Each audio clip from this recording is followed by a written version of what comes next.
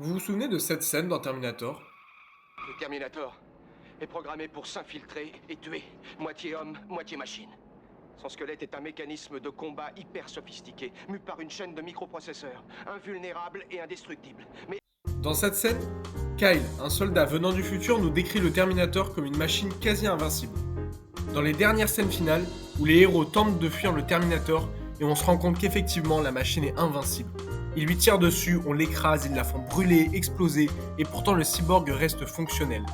La scène est terrifiante, elle prend aux tripes, et la promesse est tenue. Le Terminator est bien un cyborg quasi indestructible. La promesse fonctionne, car à plusieurs moments on pourrait penser que le Terminator est détruit alors que non. On ressent la détresse des personnages et leur impuissance face à tuer cette machine infernale. Pourtant, ils auraient pu arrêter le film là, à cette scène. Personne n'aurait rien dit, le film aurait connu un certain succès, quasiment personne leur en aurait voulu, ils auraient fait un bon film, légèrement bâclé, mais un bon film quand même, qui aurait sûrement eu droit à des suites, peut-être moins attendues, car ce qui rend le Terminator vraiment terrifiant, c'est le fait que les scénaristes ont respecté leurs promesses. Ce moment où les personnages se prennent dans les bras, couplé avec la bonne musique, et là, d'un coup, le Terminator sort des décombres et poursuit les héros, rend la scène tellement intense, tellement surprenante, que la promesse est tenue même au-delà de ses limites. Maintenant, imaginez, si au lieu d'avoir un long combat épique, le Terminator serait mort comme ça. Bon, déjà ça aurait été l'une des pires fins de film que j'aurais vues. Ensuite, ça aurait senti le vieux Deus Ex Machina bien naze, mais surtout, ils auraient brisé leurs promesses faites en début de film. Quand il y a un dialogue et que les héros font une promesse au spectateur, par exemple la promesse d'un robot tueur invulnérable, ou alors la promesse d'un chevalier Sith surpuissant, ou même d'une apocalypse divine, les spectateurs vont être plus impliqués dans le scénario et ils vont développer de la hype, de l'attente envers ce que vous leur avez promis. Vous pouvez ensuite vous montrer à la hauteur de cette promesse, ou alors tout gâcher par manque de temps, par manque de moyens ou par manque d'ambition. Ce que je dis s'applique aux films comme aux séries, aux romans ou aux jeux vidéo. Quand vous faites une promesse au spectateur, au plus la promesse est grande et impressionnante, au plus l'attente et la hype du côté des spectateurs va être immense. Si vous ne respectez pas la promesse que vous avez faite, vous allez rendre votre film naze, et peut-être même vous faire haïr par votre audience si vraiment vous avez tout foiré de A à Z. Parfois, on peut faire des promesses uniquement pour faire monter la tension dramatique.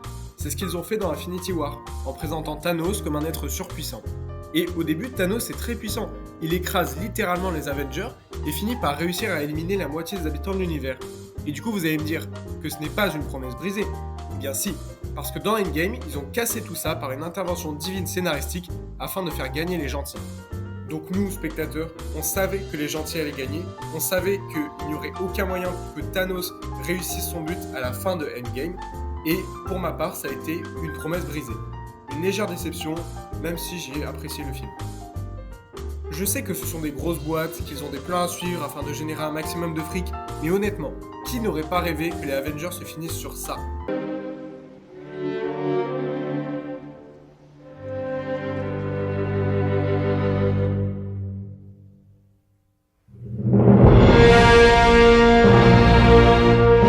Bon, fin de la parenthèse. Tout ça pour dire que faire une promesse dans un film, c'est bien. Et des fois, la promesse est tenue. Et ça nous donne des scènes incroyables, comme dans l'Attaque des Titans, avec le grand terrassement. Une scène que j'ai adorée et qui est absolument magnifique. Et dans ce cas-là, la promesse est tenue. Tout le monde était au courant que le grand terrassement allait être dévastateur pour l'humanité, et il l'a été. Il n'a pas tué toute l'humanité, mais il a été un véritable chaos pour les hommes. C'est une promesse tenue. Pour finir, je vais contredire tout ce que je viens de vous raconter. Parfois, ne pas tenir une promesse, c'est bien. Mais laissez-moi vous expliquer. Je vous l'ai déjà dit, quand on fait une promesse, ça fait monter la hype et la tension dramatique et l'attention du spectateur. Si vous brisez votre promesse, ça peut être bien, si et seulement si vous avez quelque chose de mieux à nous proposer. Si vous brisez une promesse, mais que vous proposez quelque chose de 10 fois mieux que la promesse de base, l'attention du public va être dupliquée, à condition bien sûr de proposer quelque chose de mieux que votre promesse de départ. Ça va faire quelque chose de surprenant et de vraiment très très bien. Durant la première saison de Walking Dead, où les personnages sont persuadés de pouvoir trouver un refuge à Atlanta et potentiellement un remède, le fait d'exploser le lieu rajoute de la hype et de l'incertitude sur le destin de ce petit groupe de survivants. Merci de m'avoir écouté mes chers sujets, portez-vous bien et à la prochaine.